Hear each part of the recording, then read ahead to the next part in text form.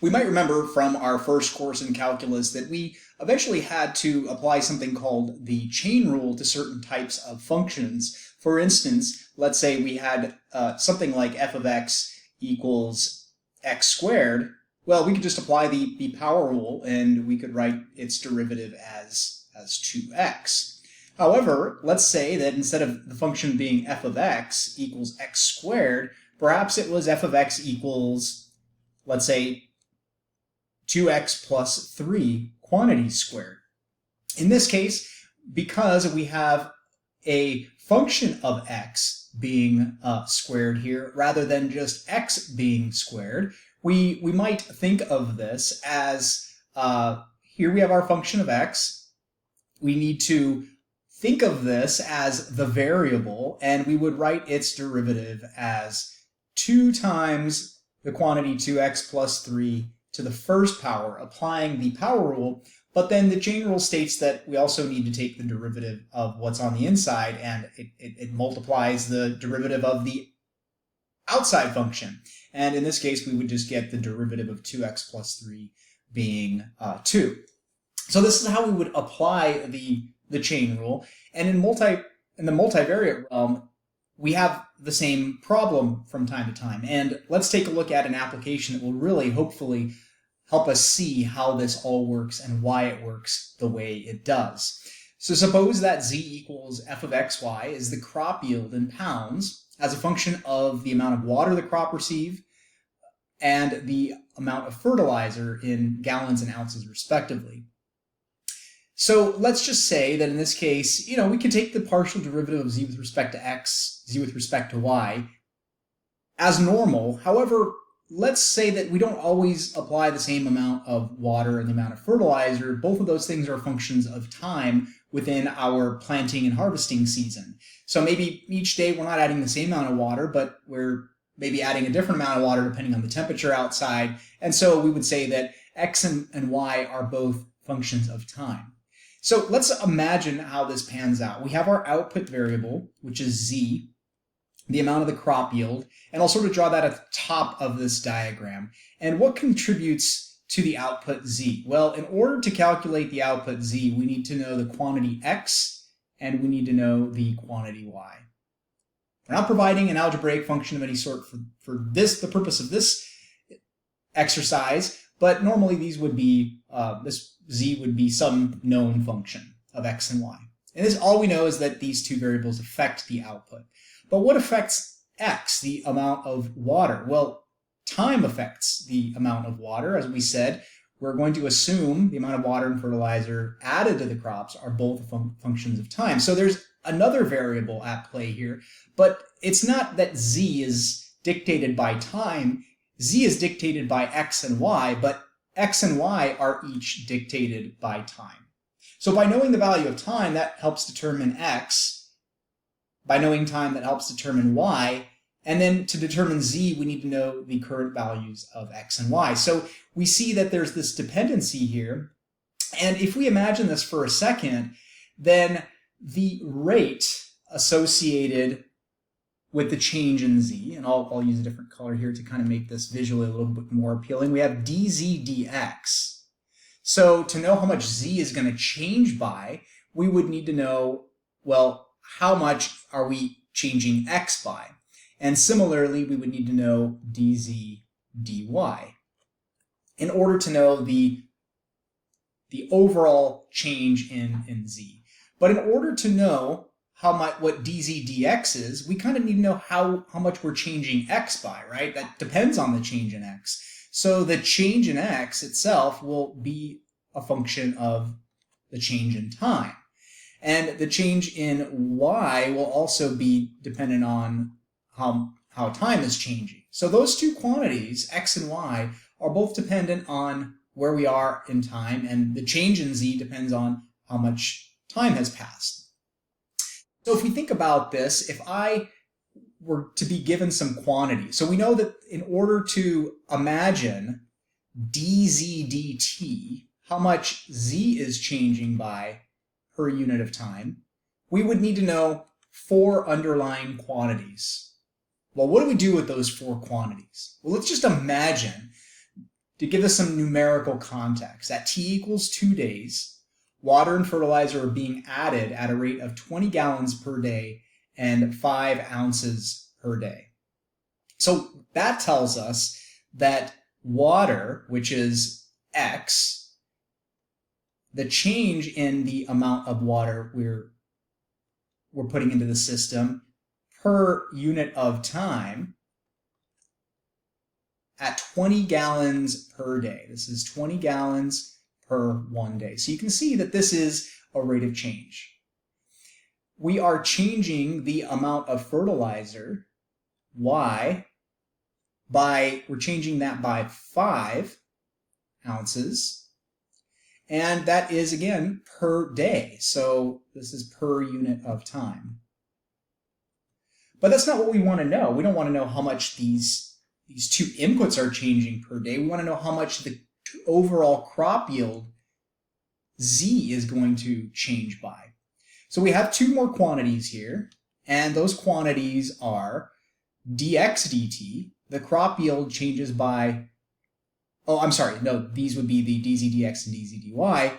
The crop yield changes by 0.4 pounds per gallon of water. So dz dx is equal to 0.4 pounds per 1 gallon, and dz dy, the change in crop yield per ounce of fertilizer, in this case, it's negatively contributing to our yield of a decrease of 0.1 pounds per 1 ounce of fertilizer. Okay, now let's keep in mind what we wanted to determine here. We wanted to determine the change in crop yield per day based upon these four quantities. Well, let's take a look at the X-related quantities first. So as we follow up this chain in this direction, notice that that deals with these two quantities here. Now, if I wanted to determine how much Z changes by just by the effects of watering, well, I am adding 20 gallons per day, and I am going to yield 0.4 pounds of produce for every 1 gallon. But I'm not adding 1 gallon, I'm adding 20 gallons. So it should make sense that if we take dx dt and we multiply it by dz dx, first of all, look at the quantities here. We have a dx here and a dx down here. So those should cancel out. But let me attach the numbers to them. So dx dt is 20 gallons per 1 day. But we get a change in crop yield of 0.4 pounds for every 1 gallon. It would make sense that we need to multiply, because 0.4 is for every 1 gallon, but we have 20 of them. And notice here also that our units of X cancel out, and we're left with 20 times 0.4, which will be 8, and that will be in pounds over days. So what that says is that if I'm adding 20 gallons of water per day, and I get 0.4 pounds of yield for every 1 gallon, then my yield is currently increasing by 8 pounds per day. But this is just due to water alone. In my rate of change here that I'm trying to determine, I'm not asking for how much does the crop yield change by for watering alone, but for all of the changes associated in the system. So what I also need to consider here is, how does the crop yield change because of the fertilizer? And I'm going to get 8 additional pounds per day just based on the water, and I'll follow kind of the similar principle here. If I'm adding 5 ounces every day, but I'm losing a crop yield of 0.1 pounds for every ounce that I add, that it should make sense that I'm going to need 5 multiples of this, because this is for every 1 ounce, and this tells me how many ounces I'm actually adding into the system. So observe that if we take dy dt times dz dy, we get the dy's, they cancel out, and we should be left with dz dt. So 5 ounces per 1 day multiplied by negative 0.1 pounds per 1 ounce. Ounces will cancel out and we'll be left with pounds per day, which in this case, this will simply be negative 0.5 pounds per 1 day. And this quantity here is due to fertilizer alone. So what do I need to do with these two quantities? Well, in one respect, I'm gaining 8 pounds per day, but in the other respect, I'm losing 0.5 pounds per day. So in net, dz dt should be the 8 pounds per day that I'm gaining because of the watering, plus the negative 0.5 pounds per day that I am losing because of the fertilizer. And so in net, I should be yielding crops at a rate of 7.5 pounds per 1 day. So now let's construct this all. What did we do to come up with this? Well, hopefully this will seem, we'll say that dz dt is the sum of two quantities. dx dt times dz dx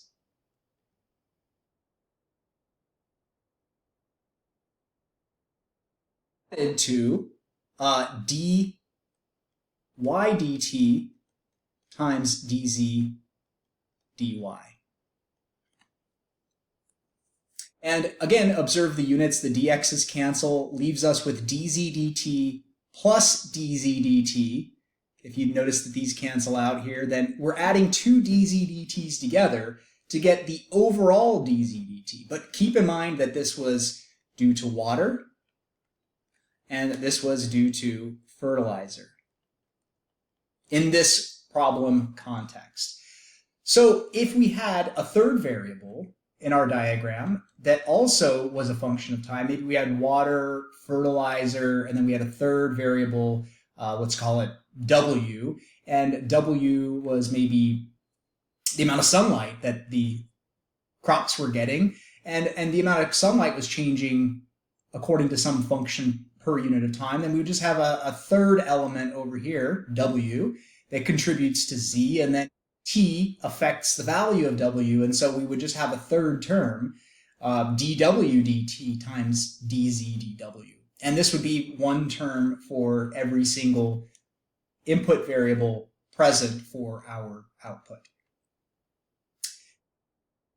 An algebraic example, which is often the way we're used to seeing things. So here we want to know what is dz dt at time t equals 2. So the first thing I need to note is that z is a function of x and y. Notice z depends on both the values of x and y. But x is a function of time, and x, its value is determined by taking the square of time and adding 3. And the value of y is determined by taking the sine of t. So what I need to do is I need to construct dz dt, and I need to construct it as a function of the change in x per unit time multiplied by how much z changes by per unit of x, plus the change in y per unit time multiplied by how much z changes by per change in y. So basically all I need to do is I need to calculate these four functions. So I think I'll go ahead and start with dx dt. So dx dt, that's just the derivative of t squared plus 3 with respect to t, and that's just going to give me 2t. And then I'll have dz dx.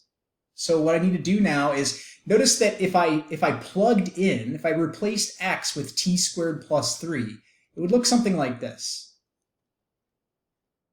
T squared plus 3 quantity squared plus 2 times y, which would be sine of t. So essentially, if you took the chain rule that we learned in our first course in calculus and applied it to this, then you would take 2 times quantity t squared plus 3 to the first, multiplied by the derivative of t squared plus 3. Well, that's exactly what we're doing here.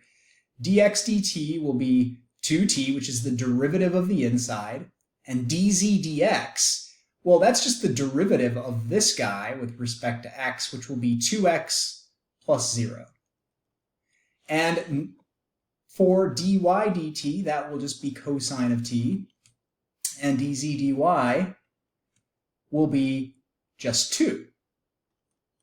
So now when I put these things together, if I take dz dt and I multiply dx dt by dz dx, and I add to that dy dt times dz dy, and now what I want to do is I want to get this all in terms of t. So I'll replace x, and if there were a y here, I would do the same thing. Get everything in terms of time, right? We don't want to have x and y in this. We just want to have the change in z dependent upon time alone. So I'd have 2t times 2x. Okay, well, what is x?